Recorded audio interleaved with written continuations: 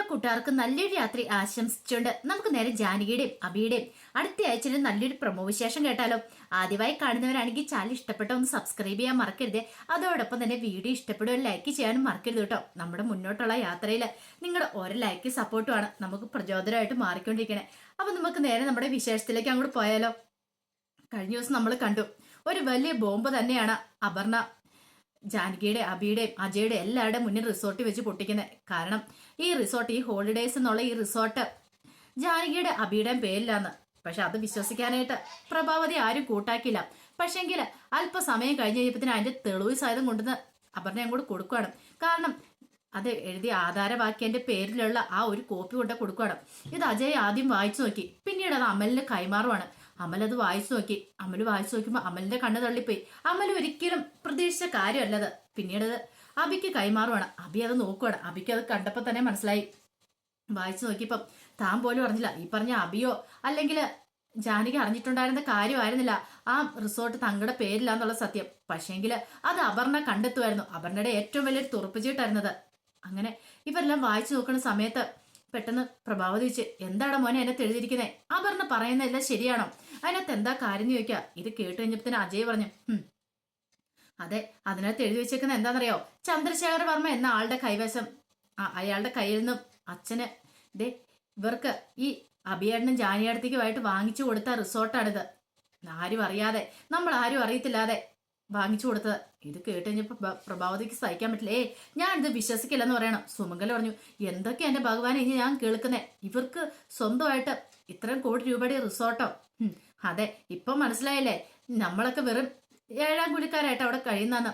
അമലിനോട് പറഞ്ഞു, അമലെ നീ കമ്പനിയുടെ CEO ആണെന്നും പറഞ്ഞിരുന്നു, എന്നിട്ട് വല്ല പ്രയോജനം ഉണ്ടോ? ഇപ്പൊ തന്നെ കണ്ടില്ലേ അഭിയേട്ടന്റെയും ജാനിയേട്ടന്റെയും പേരിൽ ഒരു വലിയ റിസോർട്ട് തന്നെയാണ് അച്ഛൻ വാങ്ങിച്ചു കൊടുത്തിരിക്കുന്നത്. ഇത്രയും കാലമായിട്ടും ഇത് നമ്മളാരെങ്കിലും അറിഞ്ഞു എന്ന് ചോദിക്കണം. അബി പറഞ്ഞു, സത്യമായിട്ട് ഞാൻ അറിഞ്ഞിട്ടില്ല. ഞാനോ ജാനിയോ അറിഞ്ഞിട്ടുള്ള കാര്യങ്ങളെന്ന് പറയണത്. ഇനി വെറുതെ ഉരുണ്ട് കളിക്കണ്ട. ഒരു പക്ഷേങ്കിൽ അച്ഛനിത് അഭിയേട്ടനോടൊക്കെ പറഞ്ഞിട്ടുണ്ടാവും. അഭിയേട്ടൻ ഞങ്ങളുടെ മുന്നിൽ കിടന്ന് ഡാൻസ് കളിക്കണ്ട, നാടകം കളിക്കണ്ടെന്നൊക്കെ പറയണം. സുമകല പറഞ്ഞു, ശരിയാ, എല്ലാരും കുടുംബത്തിൽ മൊത്തം പറ്റിച്ചിട്ട് കണ്ടില്ല നിൽക്കുന്ന രണ്ടുപേരും കൂടെ. ഇതെല്ലാം ഈ ജാനകിയുടെ നാടകങ്ങളാ. പാവം എന്റെ സൂര്യ അവനെ പറഞ്ഞു മയക്കെടുത്തിട്ട് ഇവിടെ ഈ റിസോർട്ട് ഇത്ര ഉള്ളിലേക്ക് കയറി വാങ്ങിക്കുവാണെങ്കിൽ ആരും അറിയില്ലല്ലോ എന്ന് കരുതിയിട്ടാ ഈ കാര്യങ്ങളൊക്കെ ചെയ്തു വെച്ചിരിക്കുന്നത്. പെട്ടെന്ന് അജയ് പറഞ്ഞു, ഇത് വല്ലാത്തൊരു ചതിയാ നടന്നിരിക്കുന്നത്. ഈ ചതി അങ്ങനെ പൊറുക്കാൻ പറ്റുന്ന കാര്യമല്ലെന്ന് പറയണം. അത് കേട്ടതും പ്രഭാവതി, നിങ്ങളൊന്ന് സമാധാനപ്പെട, ഞാൻ അദ്ദേഹത്തെ ഒന്ന് വിളിച്ചു നോക്കട്ടെ എന്ന് പറയണം. അജയ് പറഞ്ഞു, ഇനി കൂടുതൽ അമ്മയൊന്നും വിളിച്ചു നോക്കാനും പോണ്ട. ഇപ്പം മനസ്സിലായി. അല്ല, ഞങ്ങൾ ആരും എന്താ അച്ഛൻ്റെ അമ്മയുടെ മക്കളല്ലേ? ഞങ്ങളുടെ പേരിലൊന്നും എഴുതി തരാത്തെ. അതെ, അബിയേട്ടന്റെ പേര് മാത്രം. ഇത്രയും കാലം എന്താ പറഞ്ഞുകൊണ്ടിരുന്ന അച്ഛൻ? മക്കളെല്ലാവരും ഒരേപോലെയാന്നൊക്കെ പറഞ്ഞുകൊണ്ടിരുന്നിട്ട് ഇപ്പൊ കണ്ടില്ലേ അബിയേട്ടന്റെ പേരിലേക്ക് മാത്രം വാങ്ങിച്ചു കൊടുത്തിരിക്കുന്നത്. ഇതിന്റെയൊക്കെ അർത്ഥം എന്താ? അപ്പൊ ഞങ്ങളെയൊക്കെ എന്താ മക്കളായിട്ടല്ലേ കാണുന്നതെന്നൊക്കെ ചോദിക്കാം. അപർണ പറഞ്ഞു, അങ്ങനെ പറഞ്ഞു കൊടുക്ക, ഞാൻ അന്നേ പറഞ്ഞിട്ടില്ലേ ഈ അബിയും ജാനകിയും അവര് തന്ത്രങ്ങൾ പഠിച്ചവരാന്ന്. ഈ CEO പദവി അമലിന് കൊടുക്കണമെങ്കിൽ അതിന്റെ പിന്നിൽ എന്തെങ്കിലും ഒരു വ്യക്തമായ ലക്ഷ്യം കാണുമായിരിക്കും. ഒരു പക്ഷെ അതിന് പ്രതിഫലമായിട്ട് ചോദിച്ചിരിക്കുന്നതായിരിക്കും ഇത്. CEO പദവി അമലിന് കൊടുക്കാൻ വേണ്ടിട്ട് ഇതൊക്കെ വേണമെന്നുള്ള കാര്യം അച്ഛനെ പറഞ്ഞ് മയക്കെടുത്ത് വാങ്ങിച്ചെടുത്തിരിക്കുക. എന്നിട്ട് ഞാനൊന്നും അറിഞ്ഞില്ല രാമനാരായണെന്ന മട്ടി രണ്ടുപേരും കൂടെ നിൽക്കുന്ന നിപ്പ് കണ്ടില്ലേ എന്നൊക്കെ പറയണം. ഇത് കേട്ടപ്പോ ജാനി കൊടുത്തേ അപർണെ, അറിയത്തില്ലാത്ത കാര്യത്തെക്കുറിച്ച് പറയില്ലെന്ന് പറയാം. പിന്നെ അറിയത്തില്ലാത്ത കാര്യത്തെക്കുറിച്ച് നീ ഭയങ്കര തന്ത്രം പഠിച്ചോളാടി. ആ കുടുംബത്തിലേക്ക് കയറി വന്നത് തന്നെ നീ പല ഉദ്ദേശങ്ങളോടും കൂടിയിട്ടാ. ഇപ്പം എല്ലാവർക്കും നിന്റെ കള്ളത്തരങ്ങളൊക്കെ മനസ്സിലായി. അമല് അബിയോട് ചോദിച്ചു, അല്ല അബിയേട്ടന് അറിയില്ലായിരുന്നു ചോദിക്കുക. എനിക്കറിയത്തില്ല, എന്നെ ഒന്ന് വിശ്വസിക്കുക, എനിക്കിത് അറിയായിരുന്നെങ്കിൽ ഞാൻ ഇത് പറയില്ലായിരുന്നു ചോദിക്കണം. ഇത് കേട്ട പ്രഭാവതി പറഞ്ഞു, എന്താണ് ഞാൻ അദ്ദേഹത്തെ ഒന്ന് വിളിച്ചു നോക്കട്ടെ എന്ന് പറയണം. അജയ് പറഞ്ഞു, ഇനി ഒരു നിമിഷം പോലും ഞാൻ ഇവിടെ നിൽക്കുന്നില്ല. എന്തിനാ നിൽക്കണേ? ഇത്രയും വലിയൊരു നാണക്കേട് കുടുംബത്തിൽ ആരും അറിയാതെ അച്ഛൻ ചെയ്തു വെച്ചിരിക്കുന്നു. ഞാൻ എന്റെ ബാഗ് കൊടുത്തോണ്ട് പോകാൻ പോവാം. നിരഞ്ജന നീ വരുന്നുണ്ടോ എന്ന് ചോദിക്കുകയാണ്. പിന്നീട് എന്ത് ചെയ്യണം? അജയ് അകത്തേക്ക് പോയി. അജയ് അകത്തേക്ക് പോയിട്ട് അജയുടെ 2 ബാഗൊക്കെ എടുത്തോണ്ട് അങ്ങോട്ട് വരുവാണ്. അങ്ങനെ പെട്ടിയും പ്രമാണവും എല്ലാം എടുത്തോണ്ട് വന്നിട്ട് നിരഞ്ജനോട് എന്താ പിടിക്കുക, നമുക്ക് ഇപ്പൊ തന്നെ ഇറങ്ങണമെന്ന് പറയാണ്. ഇത് കേട്ടപ്പോൾ നിരഞ്ജന ഒരു നിമിഷം നോക്കിയെന്ന് അജയനെ. പിന്നീട് പറഞ്ഞു, ഇല്ല അജയ്, ഞാൻ വരത്തില്ല, ഞാൻ എല്ലാവരുടെ ഒപ്പം ഉള്ളെന്ന് പറയണം. ഓഹോ, അങ്ങനെയാണ് നീ ഒരു കാര്യം ചെയ്യുക, നീ എല്ലാവരുടെ ഒപ്പം വന്നാൽ മതി. എന്താണ്, ഞാൻ ഇപ്പൊ തന്നെ പോയേക്കുവാന്ന് പറഞ്ഞിട്ട് പെട്ടെന്ന് ഒരു ടാക്സി വിളിച്ച് ബുക്ക് ചെയ്ത് അജയ് അങ്ങോട്ട് പോവാണ്. വല്ലാത്തൊരു അവസ്ഥയായിപ്പോയി അബിക്കും ജാനവിക്കൊക്കെ. അവരൊരിക്കലും അറിഞ്ഞ കാര്യമല്ല. ആ സമയം സുമംഗല പറഞ്ഞു, എന്നാലും ഈ കൊടുഞ്ചതി സൂര്യക്ക് എങ്ങനെ ചെയ്യാനായിട്ട് തോന്നി? എന്നാലും അവനിത് എന്ത് ഉദ്ദേശിച്ചാ? എനിക്കൊന്നും അങ്ങോട്ട് മനസ്സിലാവുന്നില്ല. ഇപ്പോഴല്ലേ കാര്യങ്ങളും നിജസ്ഥിതിയൊക്കെ മനസ്സിലായത്. ഞാൻ കാണിച്ചു കൊടുക്കുന്നില്ല, അങ്ങോട്ട് ചെല്ലട്ടെ എന്നൊക്കെ പറഞ്ഞ് സുമംഗല അങ്ങോട്ട് ഉറഞ്ഞതുള്ളതാണ്. സുമംഗലയ്ക്ക് വിശ്വസിക്കാൻ പറ്റുന്ന കാര്യമായിരുന്നില്ല. പിന്നീട് അകത്തേക്ക് പോയിട്ട് പ്രഭാവതി എന്ത് ചെയ്യണം, പ്രഭാവതി വേനം സൂര്യനാരായണനെ വിളിക്കുകയാണ്.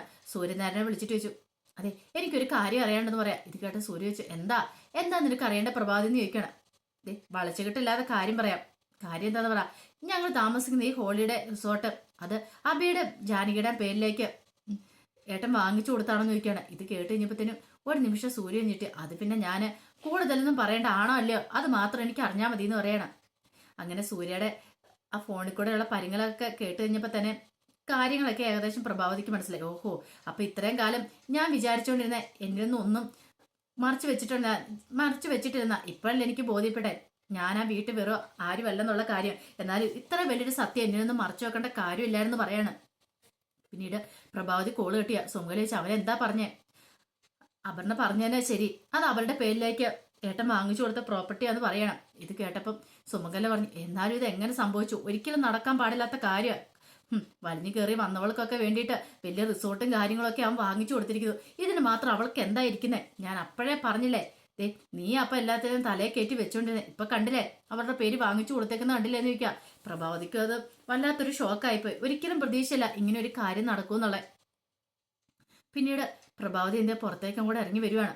പുറത്തേക്ക് ഇറങ്ങി വന്നു കഴിഞ്ഞപ്പോഴത്തേനും അമലൊക്കെ നിൽക്കുന്നുണ്ടായിരുന്നു അവിടെ. അമലിനോട് പറഞ്ഞു, അതെ എനിക്കിപ്പൊ തന്നെ പോണോന്ന് പറയാണ്. അമ്മേ കുറച്ചുകൂടെ വെയിറ്റ് ചെയ്തിട്ട് പോയാൽ പോരെ? വേണ്ട, എനിക്കിപ്പൊ തന്നെ പോണെന്ന് പറഞ്ഞ് വാശി പിടിക്കുകയാണ്. അവസാനം അജയ് അങ്ങോട്ട് ആ പോയ ടാക്സി വിളിച്ച വണ്ടിക്ക് തന്നെ അവരും കൂടെ അങ്ങോട്ട് കയറി പോവാണ്. സുമംഗലയും പ്രഭാവതിയൊക്കെ വല്ലാത്തൊരവസ്ഥയെ പോയി. ജാനകിക്കും അബിക്കും എല്ലാവരും കൂടെ അങ്ങോട്ട് പോയി. അവസാനം ലച്ചുവും ജാനകിയും അബിയും മാത്രമായി അവിടെ. എന്ത് ചെയ്യണമെന്ന് അറിയത്തില്ല. ജാനകി അബിയുടെ അടുത്തേക്ക് ചെല്ലണം. അബിയുടെ അടുത്ത് അബിയേട്ട ഈ കാര്യത്തെക്കുറിച്ച് അറിയാനും ചോദിക്കാം. എനിക്കറിയായിരുന്നെങ്കിൽ ഞാനിത് പറയില്ലായിരുന്നു ചോദിക്കുകയാണ്. ഈ സമയം ജാനകി പറഞ്ഞു, എനിക്കും അറിയത്തില്ലായിരുന്നു അബിയേട്ട, എന്നാലും ഇത് എങ്ങനെ സംഭവിച്ചു? അച്ഛൻ ഒരു വാക്ക് പോലും നമ്മളോട് പറഞ്ഞില്ലോ എന്ന് പറയാം. അത് തന്നെയാ, പക്ഷെ അച്ഛൻ ഇത് എന്താ ഇങ്ങനെ ചെയ്തതെന്ന് അറിയത്തില്ല എന്ന് പറയണം. പിന്നീട് അവർക്ക് പോകേണ്ട വണ്ടി വരുവാണ്. ആ സമയത്ത് ലച്ചുവിനെ അവിടെ ഉപേക്ഷിച്ചിട്ട് പോകാൻ പറ്റില്ലല്ലോ. ലച്ചുവിനെയും കൂടെ അങ്ങോട്ട് കൊണ്ടാൻ തീരുമാനിക്കുക. അപ്പൊ ലച്ചു പറഞ്ഞു, ഞാൻ വരണോ? ജാനടുത്ത് ഞാൻ വന്നിട്ടുണ്ടെങ്കിൽ പ്രശ്നമാവില്ലേ? ലച്ചുവിന് ഭയങ്കര പേടിയാ. അതൊന്നും ലച്ചു കാര്യമായിട്ട് എടുക്കണ്ട. എന്താണെങ്കിലും ഞങ്ങൾ പോകുന്നുണ്ടെങ്കിൽ ആ കൂടെ ലച്ചുവും കാണുമെന്ന് പറയണം. അങ്ങനെ ലച്ചുവിനെയും കൂടെ അങ്ങോട്ട് പോവാണ്. ഈ സമയത്ത് സൂര്യനാരായണൻ ആകെപ്പാട് ടെൻഷനായിപ്പോയി. സൂര്യനാരായണൻ എന്ത് ചെയ്യണമെന്ന് അറിയത്തില്ല. ഇത്രയും കാലം താനാ മൂടി വെച്ച ആ രഹസ്യം പുറത്തു വരാനായിട്ട് പോവാം. അതെന്ത് ചെയ്യണമെന്ന് അറിയത്തില്ല. വല്ലാത്തൊരവസ്ഥയിൽ സൂര്യനാരായണൻ കയറി കഥ അടയ്ക്കുകയാണ്. അപ്പോഴേക്കും അമൃതയും കൂടെ വന്നു. അമൃത വന്ന് കഥയും മുട്ടുവാണ്. പക്ഷെ സൂര്യനാരായണൻ കഥ തുറക്കാനായിട്ട് തയ്യാറായില്ല. അവസാനം അമൃത പറഞ്ഞു, അച്ഛ കഥ തുറക്കാൻ പറഞ്ഞ് കഥയെ കിടന്ന് മുട്ടുവാണ്. സൂര്യനാരായണൻ അമൃത തുറന്നില്ല. അമൃത കൊടുത്ത്, അച്ഛൻ ഇത് എന്ത് പറ്റി? അച്ഛൻ ഇങ്ങനെ ചെയ്യുന്നല്ലോ, എന്തോ കാര്യമായിട്ട് സംഭവിച്ചിട്ടുണ്ടെന്ന് മനസ്സിലായി. അല്ലെങ്കിൽ അച്ഛൻ ഒരിക്കലും ഇങ്ങനെ ചെയ്യുന്ന കാര്യമല്ല. അങ്ങനെ കുറെ സമയം കൂടെ കഴിഞ്ഞ് കഴിഞ്ഞപ്പോഴത്തേനുമാണ് അങ്ങോട്ടേക്ക് പ്രഭാവതി അവരൊക്കെ വരുന്നത്. പ്രഭാവതിയൊക്കെ വന്നു കഴിഞ്ഞപ്പോൾ പ്രഭാവതി ഇരച്ചു കയറി റൂമിലേക്ക് അങ്ങോട്ട് ചെല്ലാൻ നോക്കണം. അപ്പോഴാണ് അമൃത പറയുന്നത്, അതെ അച്ഛൻ കഥ കളിച്ചിട്ട് അതിനകത്ത് കയറി ഇരിക്കുവാന്ന് പറയണം. പിന്നീട് പ്രഭാവതി എന്നിട്ട് കഥയെത്തിട്ട് കഥ തുറക്കാൻ പറഞ്ഞുകൊണ്ട് പറയുന്നുണ്ട്. അങ്ങനെ സൂര്യനാരായണൻ വന്ന് കഥ തുറന്നു കഴിയുമ്പോഴത്തേനും പ്രഭാവതി അങ്ങോട്ട് ഇരച്ചു കയറി അതിനകത്തേക്ക്. എന്നിട്ട് ചോദിച്ചു, എന്നാലും ഇങ്ങനത്തെ ഒരു ചതി എന്നോട് ചെയ്യുന്നവർ ഒരിക്കലും പ്രതീക്ഷയിലായിട്ടാന്ന് പറയണം. അത് പിന്നെ ഞാൻ പ്രഭാവതി എന്ന് പറഞ്ഞുകൊണ്ട് സൂര്യനാരായണൻ പോയി അങ്ങോട്ട് കഥ അടയ്ക്കുവാണ്. സുമംഗലയാണ് അങ്ങോട്ട് പാഞ്ഞു വന്നു. അപ്പോഴേക്കും സൂര്യനാരായണൻ കഥ അടച്ചു കഴിഞ്ഞിരുന്നു. സുമംഗല പറഞ്ഞു, ദേ സൂര്യ ഒരു കാര്യം ഞാൻ പറഞ്ഞേക്കാം, നീ കഥ കളിച്ച് അകത്ത് ഒളിച്ചിരുന്നിട്ടൊന്നും ഒരു കാര്യമില്ല. ദേ എന്തിന്റെ പേരിലാണ് അവർക്ക് ആ പ്രോപ്പർട്ടി എഴുതി കൊടുത്തതെന്ന് എനിക്കറിയണം. നീ അവനും അവൾക്കും വേണ്ടിയിട്ട് എന്തിനു വേണ്ടിയിട്ടാണ് ഇത്രയും വലിയൊരു കാര്യങ്ങളൊക്കെ ചെയ്തേ? അതെ ബാക്കി അമലും അജയ് ഇല്ല ഇവിടെ നിപ്പുണ്ട്, അമൃതയുണ്ട്, എന്നിട്ട് പോലും അവർക്കൊന്നും കൊടുക്കാതെ എന്തിനാന്നൊക്കെ ചോദിച്ചുകൊണ്ട് സുമംഗല അവിടെ കിടന്ന് ചീറുവാണ്. ഈ സമയത്ത് പ്രഭാവതി പറഞ്ഞു, എന്നാലും എന്നോട് പോലും ഒരു വാക്ക് പോലും പറയാതെ എന്തിനായിട്ടാ ഇങ്ങനത്തെ കാര്യം ചെയ്തേ? ഇപ്പൊ എല്ലാവരും മുന്നിൽ ഞാനില്ല നാണം കേട്ടെ. ഇത്രയും കാലം ഞാൻ വലിയ വീരവാദം മുഴക്കൊണ്ടിരിക്കുമായിരുന്നു, എന്നെ അറിയിക്കാതെ ഒന്നും ചെയ്യത്തില്ലെന്ന്. ഇപ്പൊ കണ്ടില്ലേ മക്കളുടെ മുന്നിൽ ഞാൻ വെറുതെക്കാരിയായി പോയില്ലേ? എന്നെ അറിയിക്കാതെ ചെയ്ത കാര്യങ്ങൾ ഇതെനിക്ക് ഒരിക്കലും പൊറുക്കാൻ പറ്റില്ലെന്ന് പറയണം. സൂര്യ പറഞ്ഞു, അല്ല അത് പ്രഭാവതി ഞാൻ കൂടുതലൊന്നും പറയണ്ട, ഞാൻ ഇത്രയും കാലം എന്നെ വിശ്വസിച്ചു, പറയുന്നതെല്ലാം അനുസരിച്ച് കൂടെ വന്നു, അപ്പൊ അതിന് കിട്ടിയതാ എനിക്കില്ല എന്ന് ചോദിക്കണം. സൂര്യനാരായണൻ എന്തും മറുപടി പറയണമെന്ന് അറിയില്ല. കാരണം സൂര്യനാരായണ മനസ്സിൽ വലിയൊരു സത്യം ഒളിഞ്ഞു കിടപ്പുണ്ട്. അതെന്താന്നും അറിയത്തില്ല. അത് പുറത്തു വന്നാൽ മാത്രമേ ഇതിന്റെ നിജസ്ഥിതി എന്താണെന്ന് അറിയാനായിട്ട് സാധിക്കുള്ളൂ. അപ്പോഴേക്കുമാണ് ലച്ചുവിനെ കൊണ്ട് അബിയും ജാനകിയും ഒക്കെ അങ്ങോട്ട് വരുന്നത്. അങ്ങനെ അങ്ങോട്ട് കയറി വരുന്ന സമയത്ത് സുമംഗല അങ്ങോട്ട് ചെല്ലുവാണ്. ലച്ചുവിനെ കണ്ടു ചോദിച്ചു, നീ എന്തിനാണ് ഇവളെയും കൂട്ടി ഇങ്ങോട്ട് വന്നതെന്ന് ചോദിക്കാം. അത് പിന്നെ ഇവള് പിന്നെ എങ്ങോട്ട് പോകാനാ മുത്തശ്ശി? ഇവളെ കൊണ്ട് ഇങ്ങോട്ട് വരാതെ എങ്ങോട്ട് പോയാലും കുഴപ്പമില്ല, ഈ വീട്ടിൽ ഇവിടെ നിൽക്കാനായിട്ട് ഞാൻ സമ്മതിക്കില്ല എന്ന് പറഞ്ഞുകൊണ്ട് ഇങ്ങോട്ട് ഇറങ്ങടിയെന്ന് പറഞ്ഞ് ലച്ചുവിന്റെ കയ്യിലേക്ക് അവിടെ കയറി പിടിക്കണം. അപ്പോഴേക്കും അമൃതയൊക്കെ അങ്ങോട്ട് വന്നു. ഈ സമയം ജാനകി പറഞ്ഞു, എന്താ എന്താ കാണിക്കണമെന്ന് ചോദിക്കണം. കാണിക്കുന്ന അതൊന്നും മനസ്സിലായില്ലേ? ഒരു കാര്യം ഞാൻ പറഞ്ഞേക്കാം, ദേ ഒരു നിമിഷം പോലെ ഇവിടെ നിർത്തില്ല എന്ന് പറയണം. ദേ മുത്തശ്ശി വെറുതെ പ്രശ്നം ഉണ്ടാക്കണ്ട, ലച്ചു അങ്ങോട്ടും പോകാൻ പോകുന്നില്ല, അവളിവിടെ നിൽക്കുമെന്ന് പറഞ്ഞ. ഓഹോ, നിനക്ക് അത്രയ്ക്ക് അഹങ്കാരമാണ്. അന്ന് നീയും ഇറങ്ങിക്കോ കൂടെ, നീ ഇവളും എല്ലാം കൂടെ അങ്ങോട്ട് ഇറങ്ങിക്കോ. എവിടെയാന്ന് വെച്ചാൽ പോയി താമസിച്ചോ. ഓ ഇനിയിപ്പോ താമസിക്കാൻ സ്വന്തമായിട്ട് റിസോർട്ട് ഉണ്ടല്ലോ, അതുകൊണ്ട് ആരുടെ ഒത്താശ വേണ്ടല്ലോ അല്ലെ, എങ്ങോട്ടാന്ന് പോയിക്കോ. പക്ഷെ ഒരു നിമിഷം പോലും ഇവിടെ കണ്ടുപോയേക്കല്ലെന്ന് പറയാണ് എന്ന് പറഞ്ഞുകൊണ്ട് സുമംഗലാമ കിടന്ന് ചീറുവാണ്. ഈ സമയത്ത് സൂര്യനാരായണൻ കഥവ് തുറന്നുകൊണ്ട് പുറത്തേക്ക് അങ്ങോട്ട് ഇറങ്ങി വരുവാണ്. എല്ലാവരും ഒരു നിമിഷം ആകാംക്ഷയോട് സൂര്യനാരായണൻ നോക്കുക. പെട്ടെന്ന് സൂര്യനാരായണൻ വന്നിട്ട് അതെ ഇവിടുന്ന് ആരും ഒരിടത്തേക്ക് എങ്ങോട്ടും പോകാനൊന്നും പോകുന്നില്ലെന്ന് പറയണം. എല്ലാവരും ഈ അളകാപുരി തന്നെ കാണുമെന്ന് പറയണം. ഇതോടെ സുമംഗല സൂര്യ നീയ കൂടുതലൊന്നും പറയാനില്ല, എന്റെ തീരുമാനം അന്തിമമായിരിക്കും, ആരും എങ്ങോട്ടും പോകാൻ പോകുന്നില്ലെന്ന് പറയാണ്. ഇത് കേട്ട് സമനില തെറ്റിയ പോലെ സുമംഗല നിൽക്കുക. അപ്പൊ അതിന്റെ വിശേഷങ്ങളൊക്കെ അടുത്ത ആഴ്ച കാണാൻ പോകുന്നത്. എന്തായി തീരുമെന്ന് അറിയത്തില്ല. ഇനിയിപ്പം ഇത്രയും കാലം സൂര്യനാരായണൻ മനസ്സിൽ ഒളിപ്പിച്ചു വെച്ചാൽ സത്യം എന്താണെന്ന് അറിയില്ല. അബിക്ക് വേണ്ടിയിട്ട് ആ റിസോർട്ട് വാങ്ങിച്ചു കൊടുക്കണമെങ്കിൽ അല്ലെങ്കിൽ ഇതിന്റെ പിന്നിൽ എന്തെങ്കിലും വലിയൊരു കാര്യം കാണായിരിക്കും. അതെന്താണെന്ന് അറിയത്തില്ല. അതിന്റെ വിശേഷങ്ങൾക്കായി നമുക്ക് എല്ലാവർക്കും കാത്തിരിക്കാട്ടോ. ഒരിക്കൽ കൂടി എല്ലാവർക്കും നല്ലൊരു രാത്രി ആശംസിച്ചു നിർത്തുന്നു. നന്ദി.